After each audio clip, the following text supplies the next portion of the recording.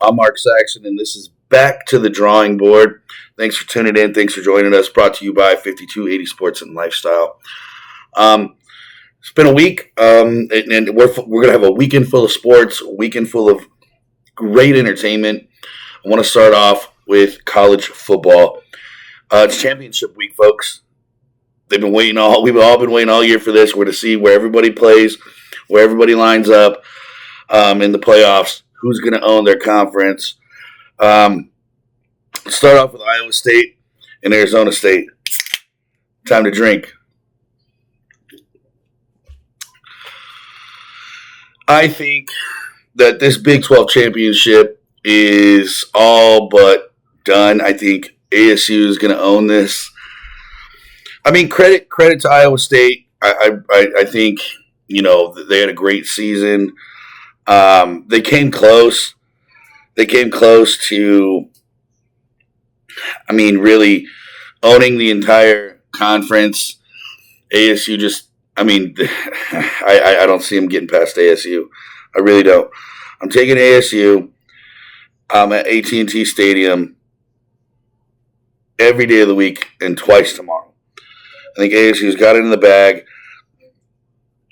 I think that ASU is going to start off quick on them, and they're going to let their defense do their thing. Next, let's talk Clemson and SMU. I think SMU is going to own Clemson. I mean, Clemson struggled, towards the end. Clemson dropping one to South Carolina really didn't help the cause. But I always felt like Clemson really wasn't the team in the ACC like SMU has been, and I think SMU is going to walk all over them. I don't know what SMU is going to do in the playoff. That's going to be a different. SMU is going to struggle, but I think they've got Clemson on lock. And now it's time for the two big boys, the Big Ten and the SEC. Starting the Big Ten, Oregon dominating everybody they've come up against. Penn State showing that they're a gritty team. I'm giving it to Oregon just based on what Oregon's been able to do to their opponents. Penn State, obviously their only loss was to Ohio. You gotta respect that. You gotta respect that. But I'm gonna take Oregon. I'm gonna take Oregon by bunches. Okay. And the big one, the SEC. Huge SEC fan. I'm an LSU fan. Hate that LSU did shit this year, but I think Texas and that defense is gonna handle Georgia. Not like how Oregon's going to handle Penn State. I think it's going to be a close game. But I think that defense is going to come and redeem what had happened all those weeks ago when they lost 30-15 and throwing bottles on the field. I think Texas is going to make its comeback. I think Georgia is going to make a hell of a game. Obviously, both are going to be in the playoffs. But I think the SEC, the kings of the SEC, are going to be the Texas Longhorns. It's going to be close. We'll see. I mean, it is what it is. Let's get into some NFL. Big Packers fan here. So we're going to talk about the Packers and Lions. Thursday Night Football, seemingly being the Packers' only shot at the division title for the North. The NFC North being hands down the hardest division in the NFL. Listen, last night was a hell of a game. I'm pissed off about it. Yes, there were some blown calls. We could talk about the questionable offensive pass interference for Christian Watson. But I don't give a damn about any of that shit. The Packers had their chance to win the damn game plenty of times. They were in the red zone a lot. Weren't touchdown-wise successful as they should have been. Listen, they're playing a banged-up defensive front for the Lions. All front seven were down. All front seven. The first time we met, the Packers were missing the center. A couple of key pieces on defense, one being Jair Alexander, which we didn't have last night.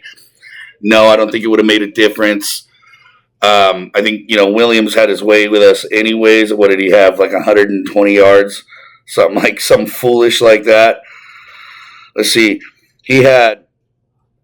Williams had 5 receptions and 80 yards, okay? Montgomery was who he needed to be on the receiving front. Jared Goff getting it done, 283 yards, 3 tutties, and a pick, which the Packers did score off of. Was huge for the Packers at the time. But I've been hearing an awful lot all day long about, the blown calls, the roughing the quarterback, the offensive pass interference or illegal hands to the face that needed to be on Amon-Ra, and all these other things. Yes, in my opinion, they should have been called, but that's not what decided the game. What decided the game was we weren't able to stop 4 fourth down attempts from the Lions. Dan the Man had his way with Matt LaFleur on 4th down. It wasn't even close. For whatever reason, we couldn't stop him on 4th down except for that one, and I think we ended up getting a touchdown out of it, but we ended up giving up points right away after that. You have that aspect. You have the aspect of going into the red zone and only coming away with 3.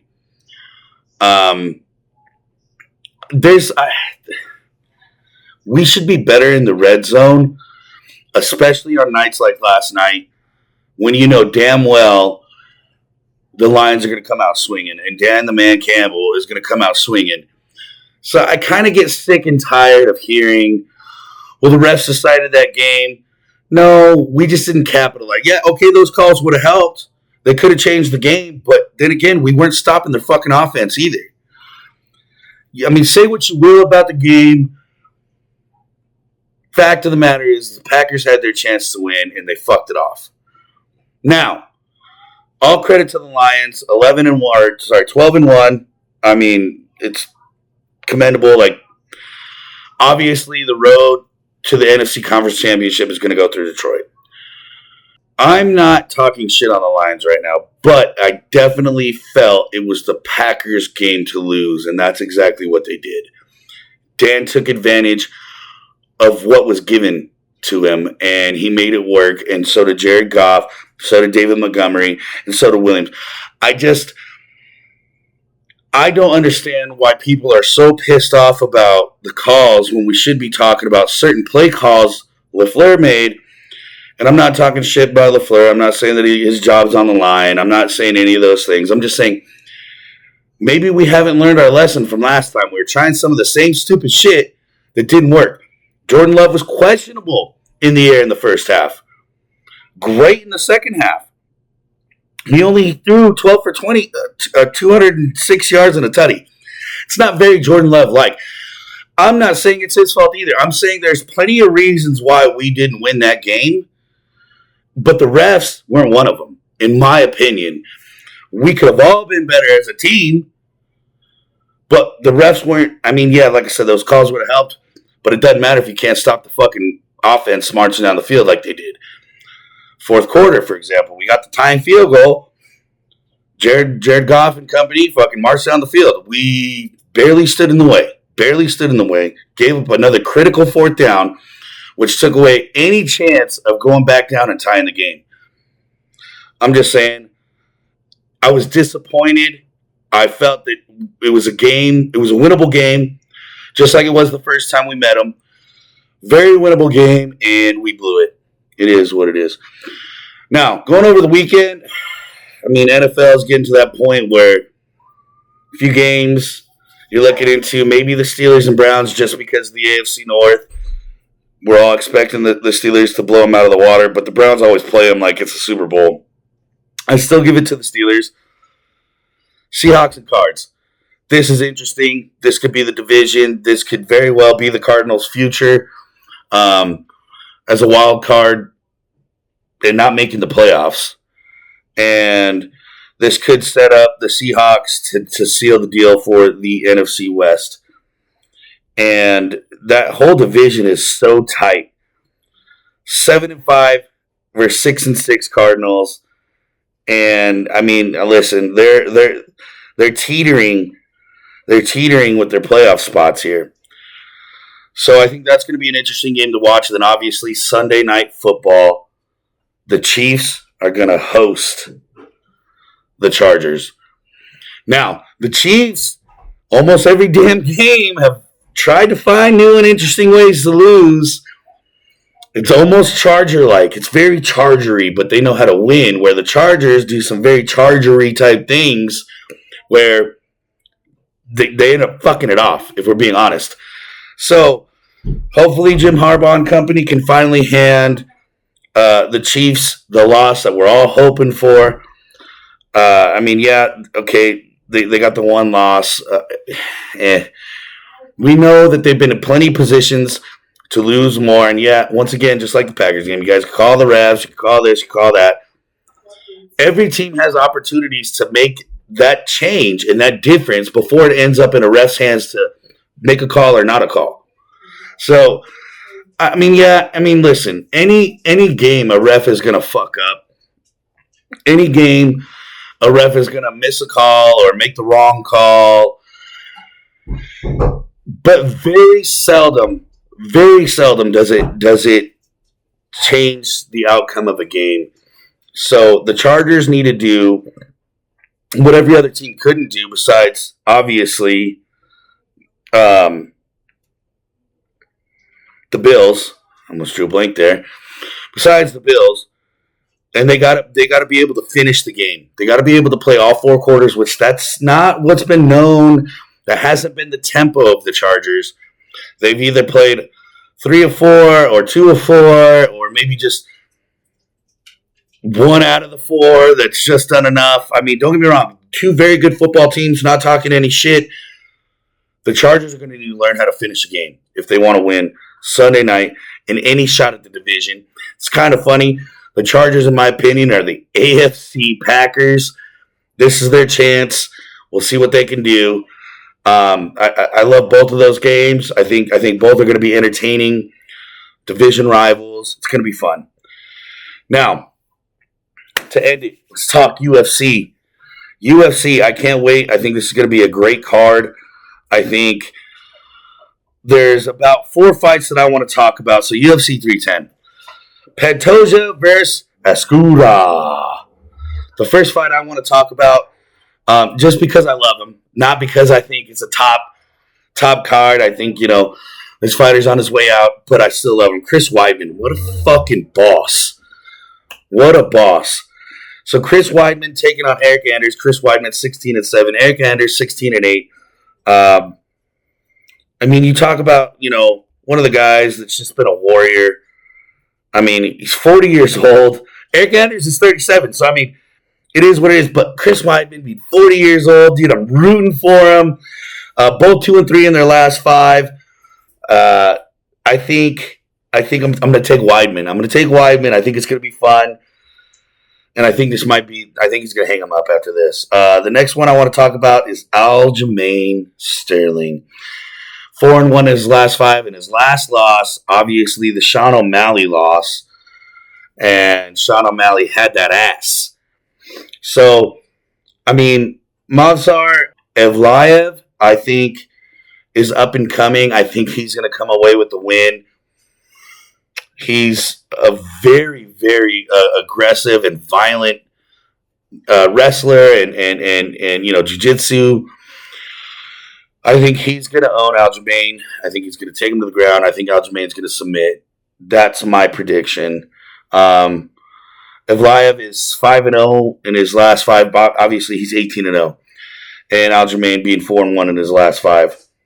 So I've got money on Evlaev. And now going to Bryce Thuggins Mitchell versus Kron Gracie.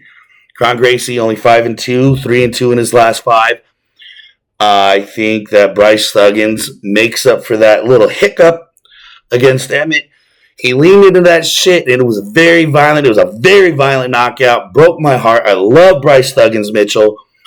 I think this is his bounce-back fight. 3-2, both of them in the last 5. I think Bryce Thuggins goes out to send him fucking message. Get the shit done. And finally, I got... not finally, sorry. I got Shavkat Rachmanov versus Ian Machado Gary. Listen, my heart's with Ian Machado Gary. I think he's great. I think he's great for the sport. 15-0, Rachmanov being 18-0, but I think Rachmanov all day long is going to fuck his shit up. I don't think it's even going to be close, folks. I really don't. And now, the main event, Alexander Pantoja versus Asakura. Listen, Asakura, 21-4, Pantoja 28-5. I mean, this I think is going to be a great championship bout. Pantoja, obviously holding the belt since 23, beating Moreno, beating Royval, and this last one against Usyk, all by decision, via the sub. So I think, going to the cards. So I think this is going to be interesting because Asakura, who has shown some violent tendencies, can knock some motherfuckers out. I think, 4-1 in his last 5. I think this is going to be great. A great championship bout. I think Pantoja wins. Giving it to Pantoja, not by much. I think it's going to go to the cards. I think Pantoja does just enough. Just enough. Mark my words. If he loses, it's going to be due to a knockout by Asakura. But my money's on Pantoja right now. And folks, that is all I got for you. This is going to be a fantastic weekend for sports. I can't wait. Way more to cover. Way more to watch. Make sure you drink some beer. Enjoy the shit. And thank you for watching Back to the Drawing Board.